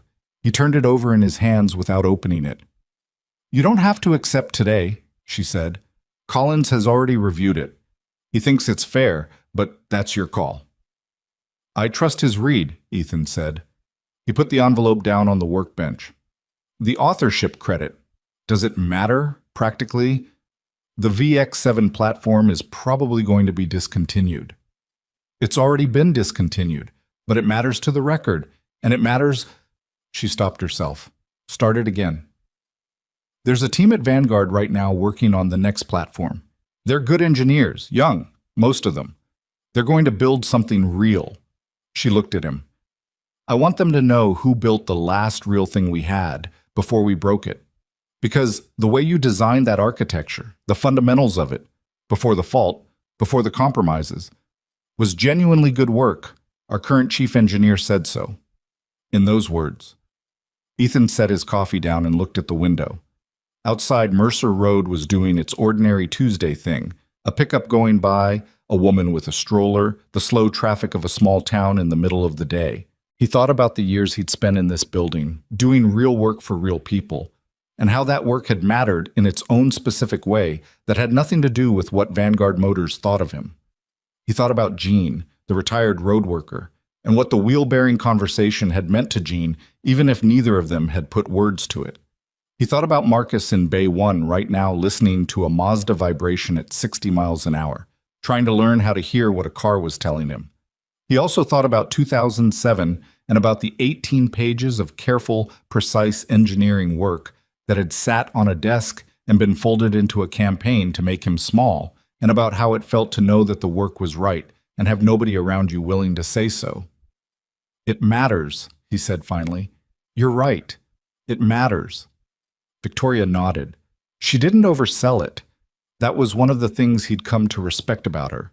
She understood when the right move was to let a moment be what it was without adding to it. "How's the company doing?" he asked. She exhaled. "Honestly, it's still hard. The stock hasn't recovered. We lost 2 major fleet contracts after the recall went public.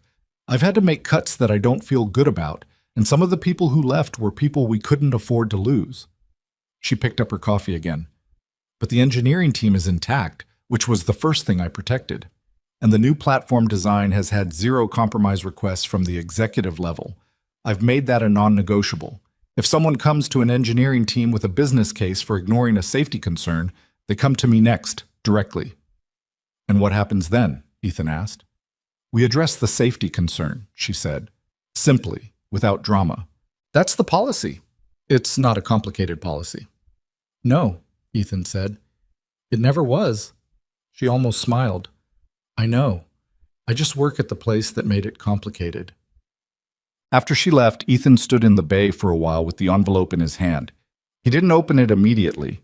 He set it on the workbench and went and checked on Marcus, who had driven the Mazda and was standing beside it writing notes on a work order with the concentration of someone trying to be accurate. "What did you find?" Ethan asked. "It's consistent between 55 and 65, Marcus said. "Feels like it's in the wheel, not the drivetrain. It doesn't change when I accelerate or decelerate, just speed dependent. No pull to either side." He looked at the work order. "I think it's a balance issue. Maybe a weight fell off." Ethan looked at the car, looked at Marcus. "Check the left front wheel first," he said. "Look for where a balance weight was seated." Marcus went to the wheel and crouched down and looked. After 30 seconds, he said, "What? Yeah, there's a mark where something was." "Rebalance all 4, Ethan said. "Road test after." Marcus stood up. He was trying not to look too pleased with himself. "Was I right?" "You described what you felt and you reasoned from it," Ethan said. "That's the job. The specific answer you can get from a machine. The reasoning is what you have to build yourself." He went back to the office and opened the envelope. He read the settlement figure twice. Then he set it down and sat in the chair that creaked in its familiar way and looked at the restored light above him, the steady, silent one, and thought about whether a number on a paper could mean anything adequate. It couldn't. He knew that going in. What it could do was be fair, and Collins had said it was fair, and fair was a real thing even if it wasn't the same as whole. He signed the documents that afternoon and mailed them before he could overthink it. The trial of Richard Vale began the following spring, 14 months after the indictment, which was faster than Collins had expected and slower than Ethan had hoped. He testified on a Thursday in April in a federal courtroom in Columbus in front of a jury of 12 people and a gallery that included journalists and automotive industry observers and a row near the back that Ethan understood, without being told, contained some of the plaintiff families. He wore the gray jacket. He told the truth in the same way he always told the truth. Without performance, without score settling, just the facts in order, with precision, the same way he'd been telling it since February of the year the recall broke. The facts were what they were. The documentation was what it was. 16 years of paperwork in green ledgers and fireproof boxes and hard drives didn't need him to dress it up. Vale's defense attorney, a composed man named Howard Lyle, who had clearly done this many times, spent 40 minutes on cross-examination trying to establish that Ethan's motivation was financial, that his documentation was self-serving, that his delay in reporting constituted implicit acceptance of the arrangement. Ethan answered each question the same way, directly, without defensiveness, going back to the factual record when the question strayed from it. At one point, Lyle said, "Mr. Caldwell, you accepted payments from Tercel Distribution for 10 years. Isn't it true that your financial interest in maintaining that arrangement influenced your decision not to report the defect earlier?" Ethan looked at the attorney. "Yes," he said. The courtroom went slightly quiet. "That's a factor in why I didn't report sooner than I did," Ethan continued. "I've said that in this proceeding and in prior testimony, and I'll say it however many more times I'm asked. I made a calculation that I could keep documenting while keeping the income, and I waited longer than I should have. I've known that since February of last year, when I read about 4 people dying from a fault I identified in 2007. He paused. "What my financial motivation doesn't explain is why I kept 18 pages of engineering documentation, 12 years of service ledgers, a photocopy of a memo with Richard Vale's name on it, and the original receipt document from the 2007 meeting for 16 years, with nothing to gain from any of it until the recall happened. My financial motivation also doesn't explain why I refused a payment offer from Mr. Vale personally when he came to my shop." Lyle moved on. The jury deliberated for 3 days.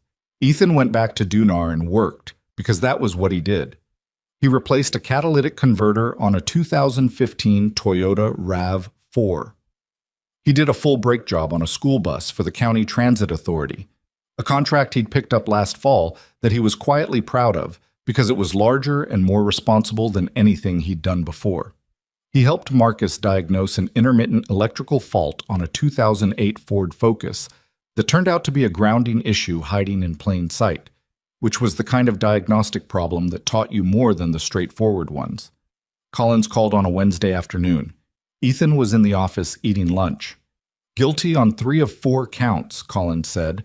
"Wire fraud, conspiracy to suppress material safety information, and the fraudulent statement charge. The obstruction count was split. The jury deadlocked on that one." Ethan set his sandwich down. 3 out of 4. 3 out of 4 is significant, Ethan. The conspiracy count carries substantial sentencing exposure. Sentencing is in 90 days. Collins paused. "How are you?" "I don't know yet," Ethan said honestly. "Ask me in a few days." "That's fair," Collins said. "I'll send the full verdict documentation tonight." He hung up and sat in the quiet office. The light above him was steady and silent. Through the bay door he could hear Marcus on the phone with someone, probably his mother, who called at lunchtime sometimes, talking in the easy way of someone who wasn't performing. 3 counts, not 4. Vale's attorneys had found one seam in the obstruction case and pushed it wide enough for reasonable doubt, and that was the system doing what the system did. It wasn't perfect, it was just the available process, and 3 out of 4 was what it had produced. Ethan thought about what perfect would look like and couldn't quite construct it. Maybe Vale convicted on every count and sentenced heavily, and Sandra Purcell's daughter still being alive. That would be closer. But that wasn't a thing that justice could produce. Justice worked in the present on behalf of the past, and what was past was fixed. What you could do was make the record accurate. What you could do was make sure the thing that happened was named correctly and held to account, as well as the available tools allowed. What you could do was put your documentation in green ledgers and keep them on a shelf and be ready for the day when somebody with the right authority finally came to look. That was the whole of it, really. It wasn't a small thing. It also wasn't everything. Most true things exist in that space between those 2 facts, and learning to live there without needing it to be simpler than it is. That was the actual work, the kind that didn't have a repair manual and couldn't be finished in an afternoon. Ethan picked his sandwich back up. He ate the rest of it. He went back to work. Marcus left for Columbus State in September, earlier than expected. He'd applied to a mechanical engineering technology program and gotten in on a partial scholarship, and Ethan had written the recommendation letter in a single draft because there hadn't been much to figure out about what to say. He was a good kid who asked good questions and showed up 20 minutes early and had learned in 14 months how to listen to what a broken thing was telling him. That was enough for 2 pages. Marcus's last day was a Friday. He cleaned the bays with more attention than usual, and at the end of the day he stood in the office doorway and said, I learned a lot here. Good, Ethan said. More than like car stuff, Marcus said, working at the sentence. More than that. I know what you mean, Ethan said. It applies. Marcus nodded. He looked like he might say something else and then decided the conversation was at the right place to stop. He shook Ethan's hand, firm, direct, the handshake of someone who'd been paying attention to small things, and walked out. Ethan watched him go. He hired a part-time mechanic named Roy 2 weeks later, 43 years old, recently relocated from Dayton, good hands and a quiet manner and a tendency to double-check his own work that Ethan considered the most important quality in a mechanic after honesty. The shop kept running. It was November when Victoria came back a second time, and this time she called ahead. She came on a Saturday morning, the town quiet the way it was on November Saturdays, the light thin and the air carrying the serious cold that Ohio meant when it was done suggesting. Ethan had come in early to get ahead on some paperwork and was sitting in the office with the second cup of coffee when she pulled up. She had a folder with her. She set it on the workbench and opened it. This is the final version, she said. The amended patent record, the official engineering history, the personnel file correction. All of it in one place. Ethan looked at the documents, his name, in the official typography of the company that had spent 17 years without it. Primary architect, VX7 powertrain platform. The dates of the original work. The authorship of the 2007 engineering report. That's it, Victoria said. That's what I can give you. He looked at it for a while. He was aware of the gap between what the document said and what the actual years had felt like, between the formal restoration and the informal cost of what had been taken. You couldn't reconcile those things in a folder on a workbench. The folder was a real thing and also a small thing in comparison to the real thing, and both of those facts were true at the same time. Thank you, he said, for coming yourself. I wasn't going to mail it, she said. He closed the folder and set it aside and picked up his coffee. Victoria leaned against the workbench in the way of someone who didn't quite want to leave yet. Outside, a cold wind moved through Mercer Road and found the gap under the bay door and came in along the floor. What happens with the new platform? Ethan asked. We're 12 months from a production announcement. The engineering team has been running it clean. Every risk assessment goes through a full documentation cycle. Everything gets signed off at the engineering level before it moves to product development. She paused. We named the documentation protocol, the Internal Safety Reporting Framework. He looked at her. It's called the Caldwell Protocol, she said, after the standard set in the 2007 report. He didn't say anything for a moment. I should have asked you first, she said, before I approved it. I'm asking now, retroactively, which I know isn't how asking works. It's fine, he said. I don't mind. Does it mean anything to you? Ethan thought about it honestly. It means that somebody looked at what a thorough, honest engineering report looks like and decided to call that a standard rather than an inconvenience. He paused. Yeah, that means something. Victoria nodded. She straightened up and buttoned her jacket against the cold that was working its way in. I should let you get to your Saturday. Not much on a Saturday, Ethan said. I come in for the quiet. She smiled at that. A real one, not the managed version she'd had 8 months ago at the first meeting. She left the folder. She drove back toward Columbus. Ethan sat with his coffee in the steady light of the office and listened to the shop settle in its particular way around him. The tick of the heating system, the wind at the door, the ordinary sounds of a building that had been standing a long time and expected to keep standing. He thought, not for the first time and not with any particular drama, about what it meant to do the right thing over a long enough timeline that the right thing stops feeling like a choice and just becomes the way you are. He thought about Thomas Greer and Deborah Finch and Paul Kessler, all of them making their own private decisions to hold on to the paper, to keep the record, to not let the thing dissolve into the convenient version. He thought about Marcus Teal at Columbus State in a classroom somewhere, maybe learning how to read a diagnostic report, maybe already knowing something about what it meant to listen to what a broken thing was trying to tell you. He thought about what institutions do to people who tell the truth at the wrong time.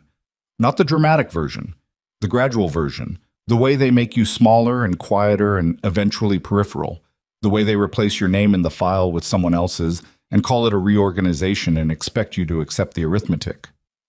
He thought about what it took to not accept it. Not loudly. Ethan had never done any of this loudly, but persistently. The specific stubbornness of keeping records when no one was watching, of documenting things no one was asking you to document, of believing that the truth was worth preserving even when it was costing you something and no one could see what it was costing. That kind of integrity didn't announce itself. It didn't have a press conference. It showed up in green ledgers and fireproof boxes, and the specific quality of a man who could sit in a storage room full of his own documentation and say, plainly, without self-pity, I kept everything because I figured someday somebody was going to need to know what actually happened. The world had a lot of names for that quality, and most of them were too small for it. Ethan didn't have a name for it either. He just knew that some things were worth the trouble of preserving, and that you found out which things by finding the ones you couldn't make yourself let go of, even when letting go would have been easier and more comfortable and nobody would have blamed you. He'd never been able to let go of the truth about those engines. He didn't think that made him heroic. He thought it made him stubborn in a particular direction. But sometimes stubborn in the right direction for long enough was what the situation actually needed. Not a good ending. Life didn't reliably provide those, but a real accounting, a record that held, a name in a file that could not be permanently removed. The coffee was cold. He didn't notice until he drank it. He set the mug down, picked up the folder Victoria had left, and put it in the filing cabinet, the bottom drawer of the first cabinet, which opened smoothly because he'd fixed the runner 2 months ago, finally, after 2 years of meaning to.